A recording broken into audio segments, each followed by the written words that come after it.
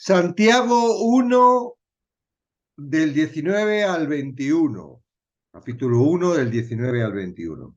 Por esto, mis amados hermanos, todo hombre sea pronto para oír, tardo para hablar, tardo para irarse, porque la ira del hombre no obra la justicia de Dios, por lo cual, desechando toda inmundicia y abundancia de malicia, recibir con mansedumbre la palabra implantada, la cual puede salvar vuestras almas. Amén. Cortito, pero súper intenso. Santiago presenta una tercera prueba de un verdadero creyente.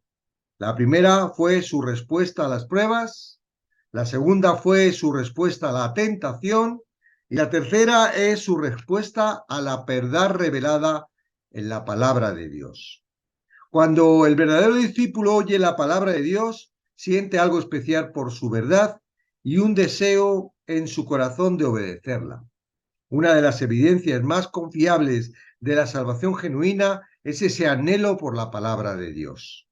Así como un niño recién nacido no hay que enseñarle su necesidad de la leche materna, al niño recién nacido de Dios no hay que enseñarle su necesidad de la palabra de Dios, su comida y bebida espiritual. Este es el impulso natural de su nueva vida espiritual, de su nueva creación. Santiago revela tres actitudes necesarias para que el creyente reciba de forma adecuada la palabra de Dios. Disposición de recibirla con obediencia, con pureza y con mansedumbre. Santiago hace una clara transición en el énfasis. Como hemos experimentado el poder transformador de Dios y hemos llegado a ser nuevas criaturas, debemos someternos siempre a su palabra, permitiéndole que continúe su obra divina en nuestra vida y a través de nuestra vida. La Biblia no solo se le da a los hombres para salvación, sino que también es inspirada por Dios y útil para enseñar, para redarguir, para corregir, para instruir en justicia, a fin de que el hombre de Dios sea perfecto, enteramente preparado para buena obra. Por el escuchar continuo y el fiel de la palabra, que da y sustenta la vida, nuestro corazón, que es morada de Dios, se siente estimulado a obedecer la palabra con una entrega voluntaria a sus enseñanzas y verdades. En la segunda parte del versículo 19, Santiago da tres mandatos importantes para el creyente que está dispuesto a recibir la palabra de Dios. En primer lugar, debemos ser prontos para oír, es decir, ser oyentes atentos, asegurándonos de prestar atención a fin de captar bien el mensaje. En segundo lugar, el creyente que voluntariamente recibe la palabra debe ser tardo para hablar. Esta característica acompaña a la primera. Usted no puede escuchar cuidadosamente si está hablando o incluso mientras está pensando lo que va a decir. Parece que tardo, parece que tardo para hablar incluye el concepto de ser cuidadoso, de no estar pensando en nuestras propias ideas, mientras otras personas están tratando de expresar las de Dios. No podemos en realidad escuchar la palabra de Dios cuando nuestra mente está concentrada en nuestros propios pensamientos. Necesitamos guardar silencio tanto en nuestro interior como en nuestro exterior. Por eso quitamos los comentarios para que no os entretengáis ni con lo que ponen ni qué voy a poner. Sin embargo, la idea fundamental aquí es que cuando llega el tiempo apropiado para hablar, se debe considerar cuidadosamente lo que se dice. Cuando hablamos para el Señor, debemos tener la gran preocupación de que lo que digamos no solo sea verdad, sino que lo digamos de forma tal que edifique a los que escuchan y glorifiquen al Señor para quien hablamos. En tercer lugar, el creyente que voluntariamente recibe la palabra debe ser tardo para irarse. El enojo es una emoción muy natural que es casi una respuesta automática. Incluso para los creyentes que no están preparados espiritualmente, a casi cualquier cosa o persona que cause daño o desagrada. La idea a la que se refiere no se refiere a un arranque explosivo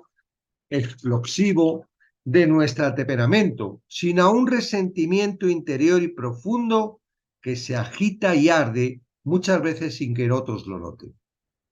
Por consiguiente, es una ira de la que solo conoce el Señor y el creyente, y un peligro extraordinario, ya que puede hospedarse privada y secretamente. Antes que la palabra de Dios pueda producir su justicia en nosotros, debemos desechar el pecado de nuestra vida que está entre nosotros y esa justicia.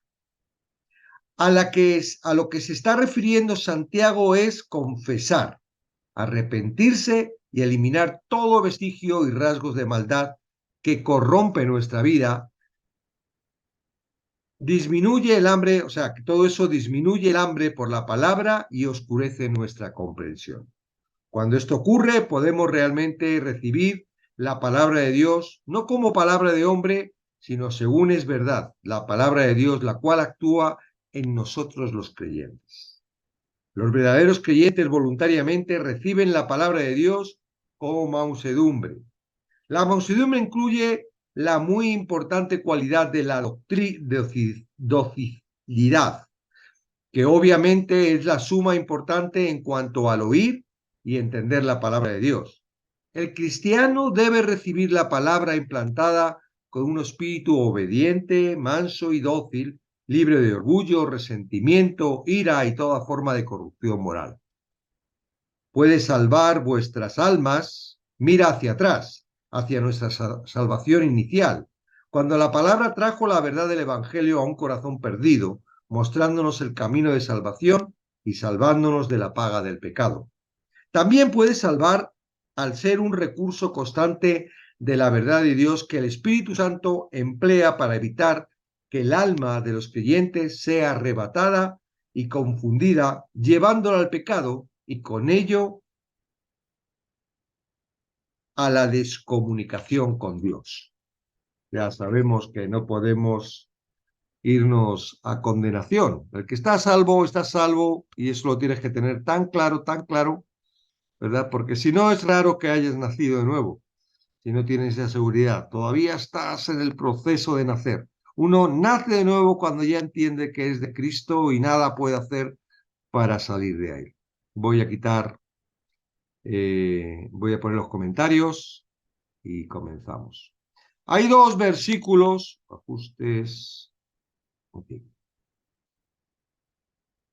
que llaman mucho la atención, ¿verdad? En Santiago, uno que ya vimos, que es el último que vimos ayer, dice, Él de su voluntad nos hizo nacer por la palabra de verdad para que seamos primicias de su criatura. ¿Ok? Ahí tú tienes que subrayar en tu palabra la palabra palabra. Es decir, el que realmente te hace, ¿verdad?, nacer de nuevo es la palabra. ¿Quién es la palabra? Cristo. ¿Quién es Cristo? El Espíritu Santo. Es decir, todo influye. O sea, no es la palabra escrita, ¿verdad?, como el que lee el Quijote. No, el trabajo del Espíritu Santo a través de esta palabra, ¿verdad?, que tú lees, es la que te hace renacer. Vuelvo a leerlo. Él, no tú, Él, de su voluntad, nos hizo nacer por la palabra, de verdad, para que seamos primicias de sus criaturas. ¿No estás seguro de haber nacido de nuevo? No te creas que por hacer una oración ya naces de nuevo. Eso es imposible. Como si un niño, ¿verdad?, dijera, ahora quiero nacer. El niño nace en el tiempo en el que es el tiempo de nacer. Y a ti te pasa lo mismo, nos pasa a nosotros lo mismo. Uno nace, ¿verdad?, en el espíritu cuando es el tiempo de nacer, cuando ya está formada ese nuevo ser. Y ese nuevo ser, ¿quién lo forma? Hay dos que intervienen en la concepción, es el agua y el espíritu. Y el agua tiene el símbolo de la palabra limpiadora, ¿verdad? Es la palabra limpiadora, es la palabra que me limpia del pecado y que me hace, y a través de esa palabra, porque no hay otro más, tú puedes acercarte a Dios porque el Espíritu Santo te convence de pecado y te convence de que Cristo de justicia ha pagado por ti, y te convence de juicio, que ya está pagado el condenador, ya no te puede acusar. Entonces, cuando tú eso lo crees, La palabra viene a ti y te hace nacer de nuevo. Ok, entonces, la misma palabra que ha producido la vida es la palabra a la que te alimenta en esa nueva vida. ¿Okay? Cuando volvemos a leer, dice, por esto, mis amados hermanos, todo hombre sea pronto para oír, tardo para hablar, tardo para orientarse. No está hablando de una conversación que, ay, tú no hables tanto y deja hablar a otro. Está refiriéndose al versículo anterior, está refiriéndose a esta palabra de vida, a esta palabra que me ha hecho nacer, es a lo que tengo que estar, ¿verdad? Pronto para oírla. ¿De dónde viene la fe? Del oír. Y el oír de la palabra. ¿Ok? Entonces, el segundo versículo que quiero agarrar, que tiene que ver con lo que estamos diciendo del primero, es el 21. Por lo cual, desechando toda inmundicia y abundancia de maldicia, recibir con mansedumbre la palabra, ¿ves? Otra vez, implantada, la cual puede salvar vuestras almas. En realidad, la palabra es la que salva nuestra alma y luego sigue salvando nuestra alma. ¿De qué nos salva? Pues del peligro de estar separado de Dios, no para condenación, porque decimos que eso no puede ser, estaría en contra de la palabra, sino en estar separado de la comunicación de Dios. ¿Tú te imaginas a un niño de 3 añitos que no pueda comunicarse con sus padres y que viva su vida por su propia cuenta? Imposible, ¿no? O que lo único que escuche sean las voces del enemigo que le quiere hacer daño o que le quiere... Sería terrible. Nosotros como nuevas criaturas en espíritu necesitamos la palabra de vida. ¿Y qué es la palabra de vida sino la comunicación, verdad? Ahora puedo entrar en el santísimo lugar y comunicarme íntimamente con papi, ¿verdad? ¿Y quién es papi? Bueno, papi utiliza la palabra para podernos comunicar, ¿verdad? No, muchos pensábamos que, ay, me va a hablar en la mente y hasta hacemos ayunos porque dicen que en el ayuno escuchamos mejor a Dios. No te olvides, olvídate. Tú quieres escuchar a Dios, Dios está en su palabra. Dios está en la palabra. Amén. Ok, entonces, prontos para oír. Prontos para oír. Y el problema de el oír tiene algunos enemigos, y los enemigos son, que vamos a hablar también en Santiago, ¿verdad? La palabra, muchas veces, ¿cómo puedes oír si estás hablando? ¿Verdad? Pasa en el live, cuando suben unos cuantos y estamos discutiendo, ¿verdad que no nos enteramos?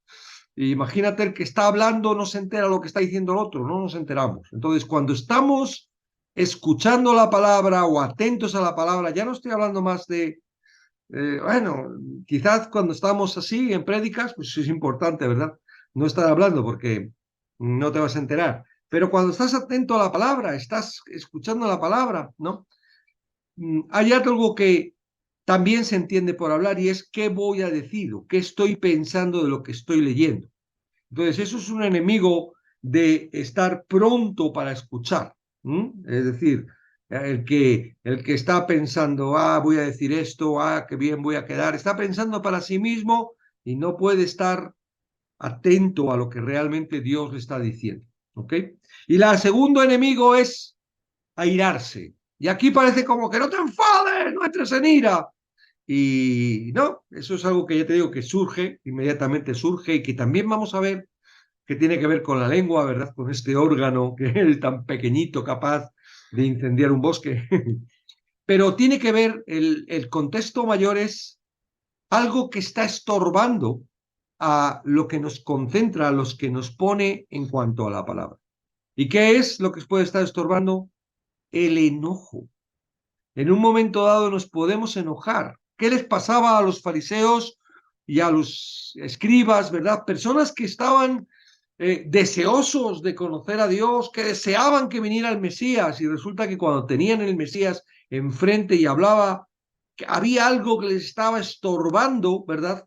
Que no les hacía creer lo que es Dios, el Dios que seguían. el Dios que esperaban, el Dios que los salvó, el Dios que había abierto el mar, el Dios que había dado el mandamiento, estaba delante de ellos y ellos no se enteraban. ¿Por qué? Porque había un enojo, había una ira interior en ellos. ¿Y este qué va a hacer? Y este que quiere, y este me va a quitar el puesto, y esto. Ese enojo tiene que ver con nuestro corazón. Ese enojo tiene que ver con nuestra naturaleza humana, ¿verdad? Que de alguna forma necesita ser domada, como vamos a hablar con la lengua a la semana que viene. Nuestra naturaleza tiene que ser domada y al principio, pues tiene mucha fuerza y aún somos salvos, pues nos quiere, ¿verdad?, que no escuchemos la palabra, porque sabe que cuanto más escuchemos la palabra, más va a domar el espíritu la palabra, ese ser, ¿verdad?, que está y se revela. Por lo cual, desechando toda inmundicia, la voluntad no es la misma. El problema es que antes, cuando no estamos en Cristo, cuando no hemos renacido, cuando no nos hemos convertido, ¿verdad?, en cristianos, no nos hemos salvado, la voluntad solo puede elegir un camino. Y es lo que dice el corazón. ¿Qué otra opción? Puede decir, está bien lo que digo, está bien lo que oigo, está bien lo que oigo, y es muy sensible porque el corazón la puede perfectamente engañar, porque te conoce, eres tú mismo. Él desea una cosa, estuvimos viendo el proceso del pecado, ¿verdad? Cómo la tentación con la concupiscencia, con la naturaleza humana, nos va enredando, nos va justificando, nos va llevando a un punto en el que somos empujados y ¡pac! Y hacemos lo que realmente no queremos hacer. ¿Ok? Pues la voluntad es la misma, sino que ahora tenemos opción. Ahora tienes opción de seguir controlado, dominado, haciendo caso a ese corazón. ¿Y me estará diciendo la verdad? Yo creo que sí. Voy a hacerle caso. O tu voluntad está con dirección a la palabra. Entonces estamos viendo de que en algún momento dado la palabra, y esto también enoja, te va a enfrentar en cosas que estás haciendo y te va a decir, wow, ay, me está diciendo la palabra que soy un pecador, que esto está mal, y te va a enfrentar, y tu voluntad, que esto es tuya, que esa no la maneja Dios, que la manejas tú. Y no tiene nada que ver con la salvación. Tiene que ver cómo te quieres mover. ¿Te quieres mover por la carne cuando eres un ser espiritual, cuando ya tienes la opción, que tienes la ayuda, bueno, dirigido por el Espíritu Santo? ¿O te vas a mover por el corazón engañado que te lleva a una situación en la que te vas a arrepentir y que vas a tener consecuencias? Entonces, cuando habla, dice, por lo cual desechando. ¿Quién desecha? Tú desechas con tu voluntad. Ahora no estamos, yo sé que todavía habrá personas en el light que todavía estén con el problema de las obras y no las obras, la ley, no la ley. Mira, es un procesito, tienes que entender de que eres salvo por gracia, por medio de la fe, y la fe no es cosa tuya, es algo de Dios. Esa fe por la que tú crees no es tuya, porque si fuese tuya, lo llevas claro, en cualquier día pierdes esa fe, porque esa fe es muy volátil, manda al corazón. Pero de repente dices, no, yo creo por algo exterior, no sé, yo creo, decido que la palabra es verdad, no la pongo en dicha, no me pongo a, será verdad, será mentira, no, ya hay algo que sucede y ya rompe, dice, yo no puedo vivir más porque soy necio, necesito la palabra para vivir. Ahora ya tú tienes que escuchar otra cosa distinta. No estamos hablando de obras para salvarse, no estamos haciendo obras para no perder la salvación, no estamos hablando, no, estamos hablando de que en la posición en Cristo, tú en Cristo, quien actúa es Cristo y la voluntad de Cristo son buenas obras y que Él es el que las hace. Tú no haces nada. Claro, influyes porque Él te usa, eres como una mano. Si digo, esta mano es José Luis, no, es la mano de José Luis. Pero esta mano es la que coge las cosas, ¿verdad? No, no es José Luis, sí, pero ¿quién coge las cosas? La mano. Y la mano, ¿y quién le manda a la mano coger las cosas? La cabeza. Entonces la mano está cogiendo las cosas porque ella decide, no. Las coge porque decide la cabeza. Tú llegas a un momento en que la palabra te va a ir transformando, ¿verdad? Te va mostrando cómo es tu naturaleza humana, te vas dando cuenta que tu naturaleza humana te lleva a las obras, al orgullo, y cuando tú te vas dando cuenta de esto, lo que te vas dando cuenta es que tú quieres sobrar bien, quieres hacer bien, y lo que haces no lo haces porque tienes un interés por hacerlo, sino porque estás en Cristo. Y digo, esto es algo que hay que entenderlo, no es fácil, no es, he nacido y ahora buenas obras, no, es un proceso.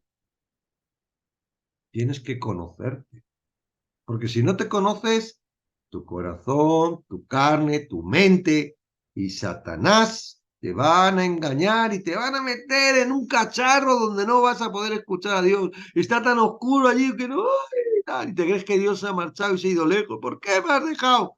Y no, Dios está aquí todavía, pero tú estás enredado para que no le puedas escuchar y no ser útil. En vez de ser una luz que alumbra, eres una luz debajo de un cacharro. ¿Para qué sirve una luz debajo de un cacharro? ¿Para qué sirve una luz debajo de la cama? Para ver la pelusa que hay debajo de la cama. ¿Ok? Entonces, la voluntad del creyente es Cristo. Ahora ya no eres, ya no vives tú. Es Cristo quien vive en ti. Antes mandaba el corazón, tú, lo que el corazón así quería. Ay, en los líos que me metía. Pero ahora la voluntad es Cristo. Ahora ya no vivo yo, ahora vive Cristo en mí. Y lo que vivo en la carne es para honrarle, de alguna forma, ¿verdad? Ya no lo vivo yo, lo vive Él, y Él lo hace, y lo utiliza, y lo machaca. Porque la carne hay que pararlo. ¿Okay? Entonces dice, y desechando toda inmundicia y abundancia de malicia. ¿De dónde sale la malicia? Hemos visto que no sale de Dios, sale de nuestra concupiscencia.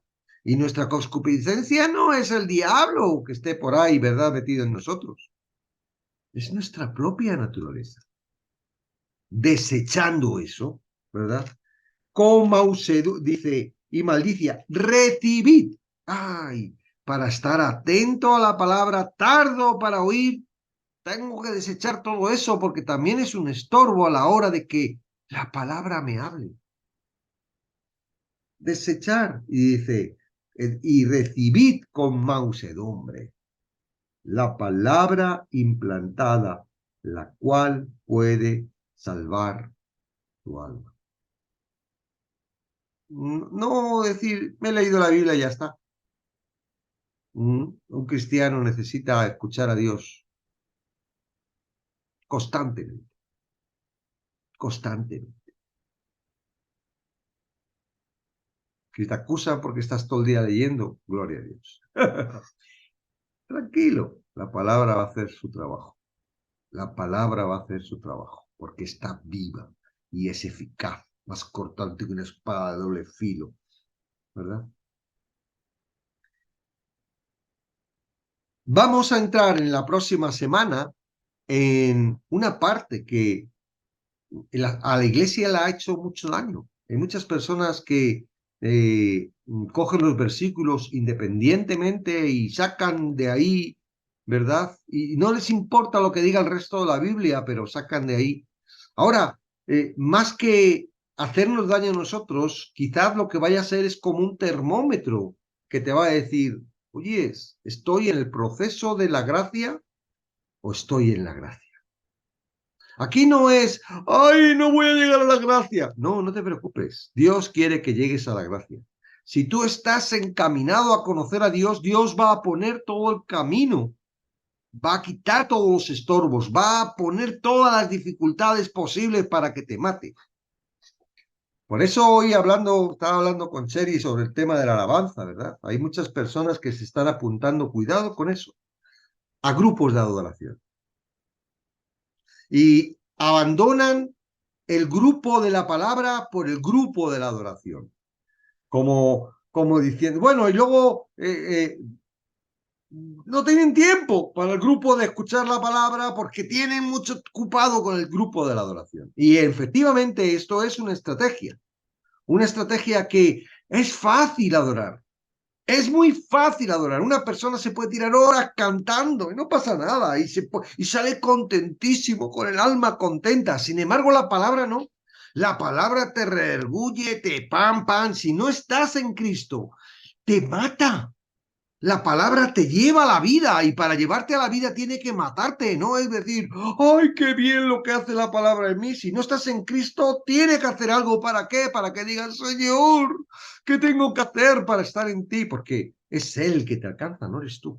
Entonces, la alabanza hoy en día, ¿verdad?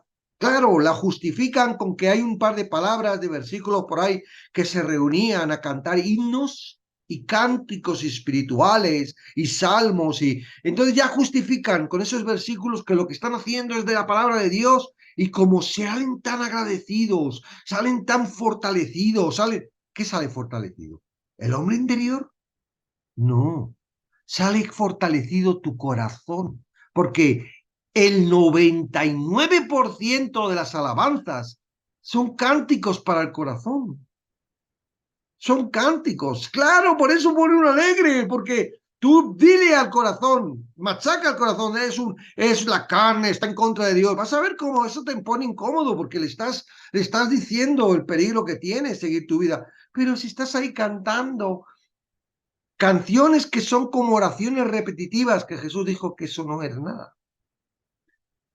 que no tienen que salir, que no salen de la palabra, que son versos y frases creadas que agradan al corazón. Ay, Señor, tú me salvaste, me glorificaste, me diste vida y colocas ahí una serie de cosas que estás contentísimo y lo estás declarando, pero eso no es palabra, señores. Eso es una canción creada por una persona. ¿Y puede poner contento? Pues sí, yo por ejemplo pongo canciones antes del line-up para colocar todo para que mientras que la gente venga, pero eso no es adoración. Eso no es adoración, señores. Y en peligro, ¿eh? Cada vez hay más grupos de este tipo. Hay más grupos de este tipo. ¿Por qué? Porque no hay rechazo para el corazón. Y tienen mucho éxito y tienen mucha gente. Y wow, y no te pone y no te llama la atención. ¡Oh, qué avivamiento! ¿Qué? Ah, sí, lo que es de Dios lo amplía el TikTok y lo amplía, ¿verdad? Y no ponen resistencia. Cuidado.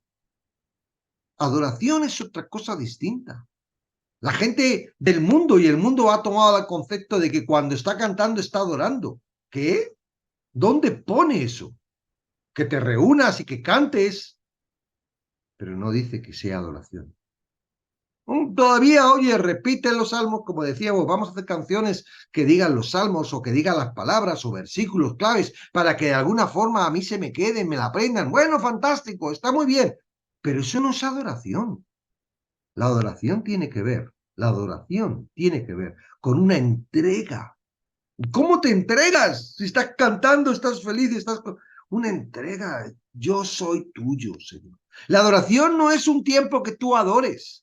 ¿Y luego qué? Ya se acabó la adoración, ahora ya no adoras. No, la adoración es completamente 24/7. Tu vida corresponde en sacrificio vivo de alabanza, tu cuerpo, dice Romanos. Lo vamos a leer. Romanos 8, no, 12. Ahí está la adoración. ¿Dónde están las canciones? Cuidado con eso. Dice, así que hermanos, os ruego por las misericordias de Dios que presentéis vuestro cuerpo en sacrificio vivo, santo, agradable a Dios, que es vuestro culto racional. No os conforméis a este siglo, sino transformaos por medio de la renovación de vuestro entendimiento, para que comprobéis cuál es la buena voluntad de Dios, agradable y perfecta. Estas personas que están, aleluya, gloria a Dios, tú me salvaste, he venido desgastado la armadura. Terminan de cantar y su mente está pensando en dónde se va a gastar el sueldo este mes o cómo va a pagar la factura. No, señores. Tengan cuidado con esos grupos, están advertidos, ¿vale? Están advertidos. Más que nada porque hay personas que no tengo tiempo para estudiar, no tengo tiempo para participar, no tengo porque estoy en un grupo de adoración. ¿Un grupo de adoración? Amén. Bueno, entonces, qué importante, qué importante. Mario, te subo, ¿vale? Y aprovecho cambiar la página. Espera, voy a apagar esto. Bueno, hasta aquí, ¿verdad? Y ya seguimos en la próxima.